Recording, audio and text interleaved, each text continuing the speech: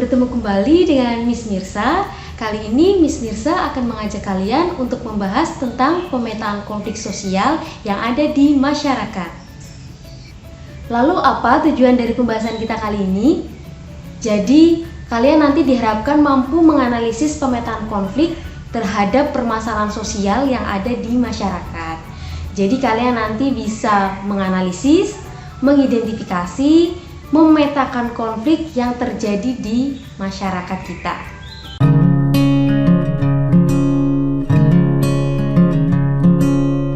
Berbicara tentang pemetaan konflik. Pemetaan konflik ini adalah suatu hal yang sangat diperlukan sekali di dalam kehidupan masyarakat kita apabila di sana ada konflik yang terjadi. Supaya apa? Nah, di sini menurut salah satu tokoh yaitu Simon Fisher, pemetaan konflik itu meliputi pihak-pihak yang berkonflik dan aspirasi dari berbagai pihak.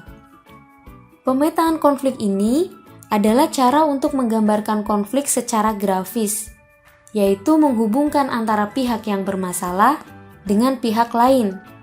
Artinya, pemetaan konflik itu perlu dilakukan, supaya apa? Supaya kita tahu siapa saja pihak-pihak yang terlibat di dalam konflik itu.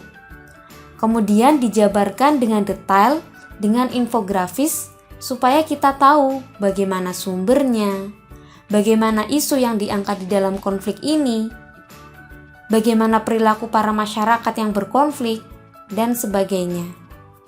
Nah, kemudian bisa dilihat di layar ya.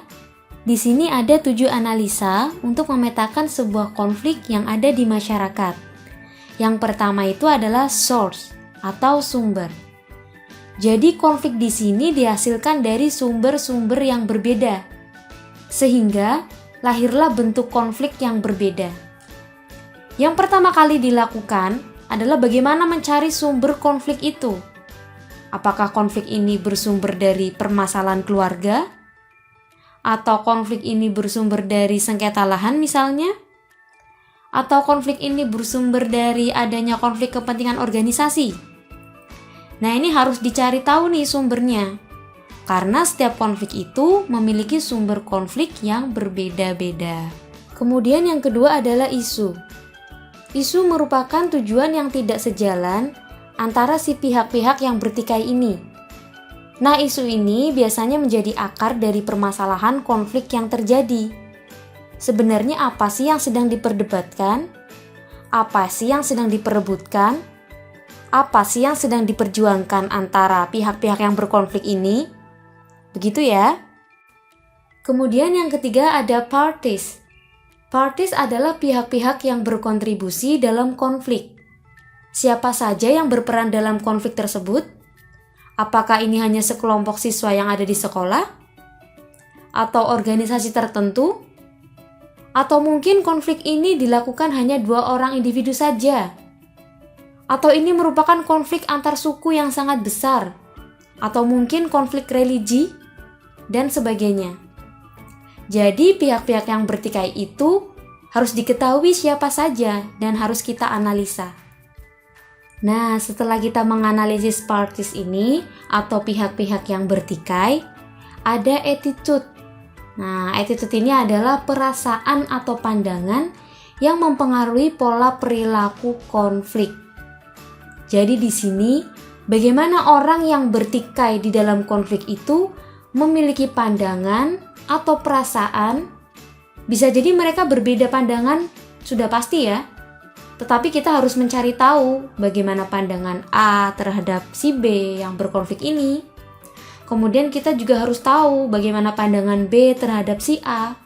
Supaya kita bisa mengetahui sebenarnya apa sih, ada apa sih di sana, adakah kesalahpahaman yang terjadi. Kemudian yang kelima ada behavior. Behavior di sini merupakan tindakan yang dilakukan oleh orang-orang yang berkonflik. Behavior ini berbicara mengenai bagaimana perilaku orang-orang yang berkonflik. Apakah mereka saling menyerang satu sama lain? Mungkin dia memiliki ancaman-ancaman atau yang lainnya. Kemudian bagaimana pergerakannya? Nah, itu yang kita lihat.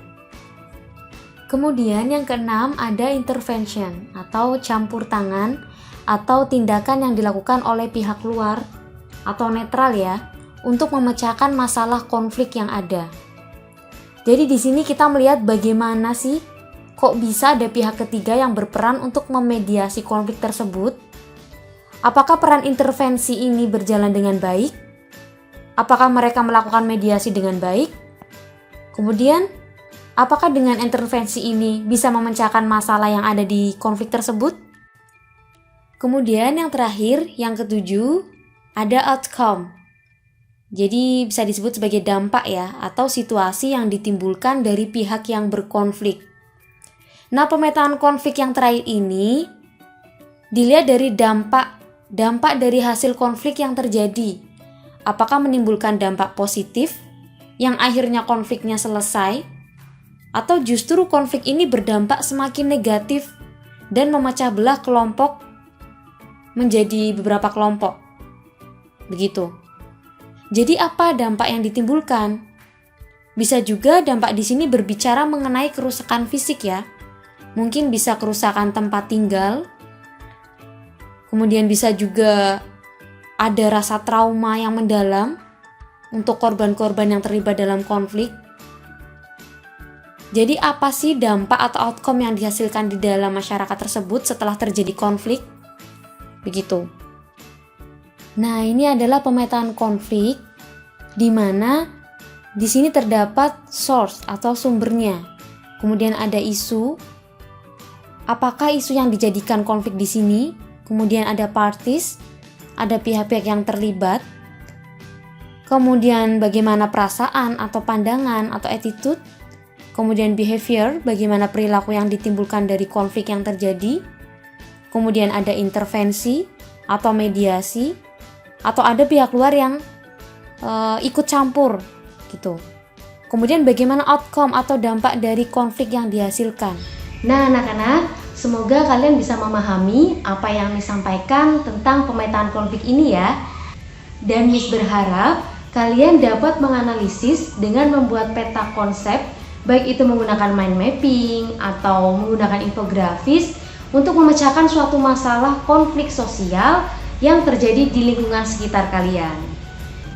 Nah, itu tadi tentang pemetaan konflik ya. Semoga bermanfaat dan bisa kalian terapkan. Sekian pembahasan kita kali ini. Sampai jumpa di pembahasan materi sosiologi berikutnya.